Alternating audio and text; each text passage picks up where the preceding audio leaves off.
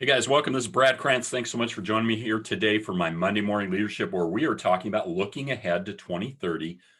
And I titled it What Will Happen to Our Currency. And I've really taken this, and the majority of what I'm going to talk about today is from the recent book by Mauro Guillen, which I'd really recommend you reading, is 2030, How Today's Biggest Trends Will Collide and Reshape the Future of Everything. If you want to know what's going on with trends, where some of them are headed, he covers 8 chapters talking about various trends. I kind of took the smorgasbord approach on this book. I didn't read the whole book, the whole 8 chapters. I read 4 of them that were most important to me, what I wanted to learn. And one of them is what I want to share about today is chapter 8 that he titled More Currencies Than Countries, which is interesting. Printing your own money, the blockchain, and the end of modern banking. What it really did for me, it really helped me understand. I think a lot of us have got questions. Again, if you're paying attention to what's happening out on the economic horizon in business, Bitcoin, cryptocurrencies are kind of a buzzword now, but people are talking about, you got companies like Tesla with Elon Musk, MicroStrategy with Michael Saylor. You got guys like Robert Kiyosaki talking about it, Jim Cramer. You've got even Mark Cuban talking about it. So you're going, what's going on? What are these guys? Why are they getting involved in it? Why are they putting billions of dollars into this? What's happening? And his chapter 8 really just kind of cements, hey, there's a trend taking place out there. And again, I think if you get ahead of a trend, which I think we still can, you can benefit or potentially profit from it instead of it passes you by and you wonder, scratch your head and go, what happened? Well, hopefully this message will spur you on to do your research. Again, I'm not a financial planner, financial analyst by any means.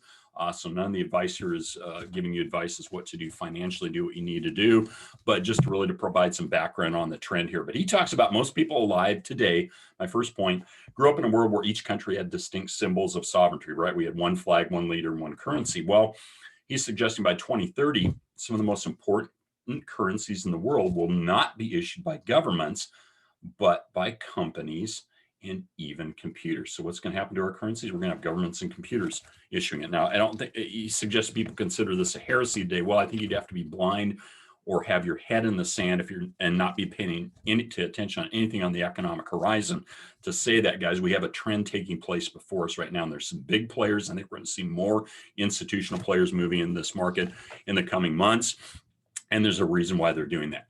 Point number 2 is basically 150 years ago or so. Quick history lesson. Governments decided to establish national currencies. We can debate the pros and cons of that. I don't think it was a good thing. Over the printing and circulation of money, our Federal Reserve came into place in 1913. I do not think that's a good thing for a number of reasons I won't get into, but it really messed with the money supply, inflation, all that. But by 2030, he suggests those national currency monopolies that we have right now will be eroded. They won't go away with, but they'll be eroded just as the past monopolies, say in the airline, electricity and telecommunications industries were, in that national currencies will still predominate, but digital alternatives will be available as well. Well, guess what we're seeing right now? There are a lot of digital alternatives, Bitcoin being the number one right now.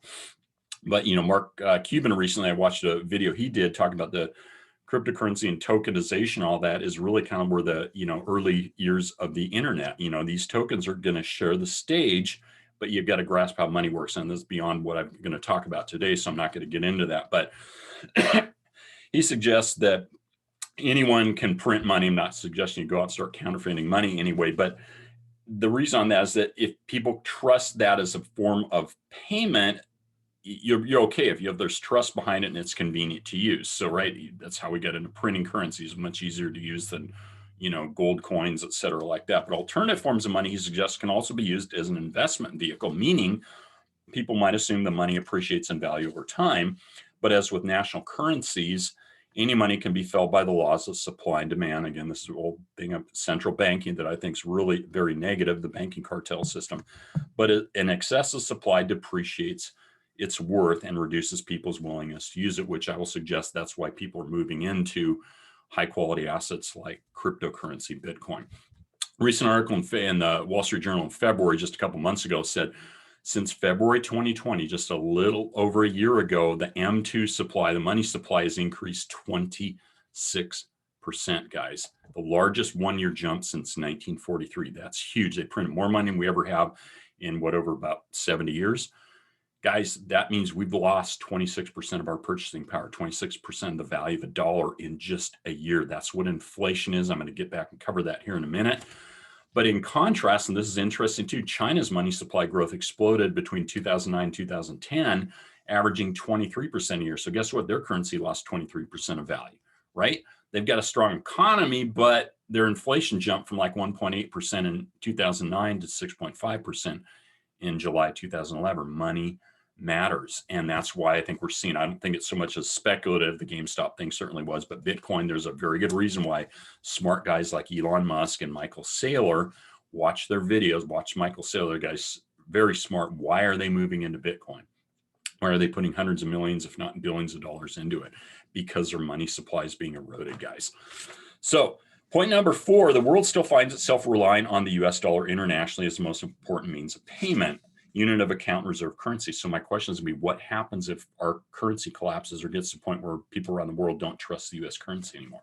That's a great question, a question I think we need to be asking. 45% of foreign exchange turnover and global payments use the dollar. Okay, and when it comes to trade, more than 80% is invoiced in US dollars. What happens if our currency loses favor out there? It could. So the supremacy of the greenback in international finance and trade, he suggests, will be called into question as we approach 2030. And I wonder why. Look at what we're doing. The printing presses are being cranked by the Fed. We're flooding the markets with dollars. The dollar's losing its value. Emerging markets already account for more than half of the global economy. That's one of his chapters, one of the chapters I read. You should read it. But things are changing on the global scale. We need to be aware of them here. 5th point here, Milton Friedman once said that inflation is always and everywhere a monetary phenomenon in the sense that it can be produced only by a rapid increase in the quantity of money than an output. Well, what did I just tell you? The Fed's increased the money supply 26% since February 2020, guys. That means that's inflation when you inflate the money supply. Inflation is not CPI.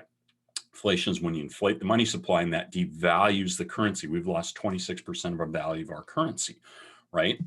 And he was correct in arguing that inflation in this regards is taxation without representation, right? And that's why we're seeing people and companies, and we're going to see more move into Bitcoin because it's really the only high quality asset out there that is appreciating in value. Okay, some 200% over the last decade. Our money supply is inflating by 26%, and people like Michael Saylor suggest that it could inflate, 12 to 15% over the next several years. That means you're losing that much more every year. How much? At what point do you say, hey, my currency, I'm losing value on? People are losing trust in. Again, that's why people are moving into Bitcoin. So simple lesson in economics, guys, that the media is not talking about, government's certainly not talking about, is that the inflation in supply, and I'll say bunk on CNBC's sham piece that may not cause inflation. That's absolute baloney. Inflation is pure and simple. When the money supply increases, it devalues your currency. We have to understand that. If we don't, you're going to be playing a shell game that you're going to lose, right? And that's kind of why a lot of these smart people are moving into Bitcoin. And as we approach 2030, 6th point, technology seems to be offering new ways of thinking about money, right? And the government, even I'll share this.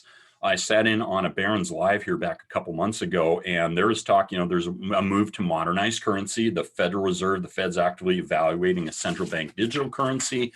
And guys, our Congress has interest in moving to a digital currency as well. And you have to ask why. So what's happening out there?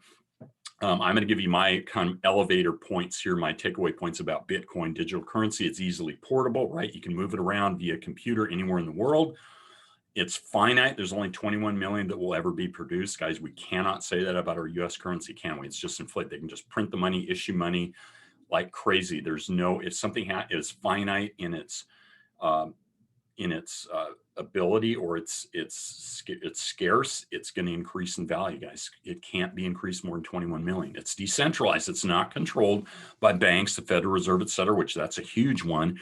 So it can't be devalued and inflated. Again, why are people like Michael Saylor and Elon Musk putting big, huge chunks of money into Bitcoin, right? Well, because the currency, you're not going to get anything there. The currency is devaluing a whole lot of things. You can't do that with Bitcoin. And it is also the highest quality, best asset ever. Bitcoin has gone in 12 years from zero to $1 trillion market cap. That's huge. Nobody else even comes close to that. In terms of growth, according to Michael Saylor, the first decade, Bitcoin averaged about 200% per year increase. Where are you going to get that out in the market? If your money supply is going down by, 26% or 12, 15%, how are you going to cover that? And then right now, it looks like we're at about a 400 to 500% increase. So that's my elevator pitch for Bitcoin. And I think we need to realize too, one of the final points is just, will tokens kill banking? Again, looking ahead in other industries too, banks are under threat because of blockchain technology. So I suggest, if you don't understand blockchain, read about it, get an understanding about it. But bankers' jobs can be robotized. We also have the influx or entrance of AI into all of this. There's going to be a lot of things that are automated that weren't before. That's going to take away jobs. And banking can occur in the future with or without banks and bankers, he says. What if that happens? Big trends out there. So the impact of blockchains on the labor market, he says, will be profound as well as the entrance of robotics, because it changes the rules of the game. And guys, that's where we're at today. So I hope this message was helpful. I hope it gave you some insight on what's happening. Again, just looking ahead to 2030, what's going to happen to our currency. I think we as leaders need to be aware of these and understand what's happening so that we can hopefully take advantage from them, maybe profit from them.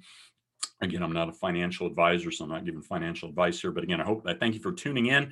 Again, please hit the like button if this message was valued, like to get more. And also if you would like to comment, respond, I'd love to get some input on this message, what you thought about it. And again, have an awesome Monday, guys. Thanks for tuning in. Bye-bye.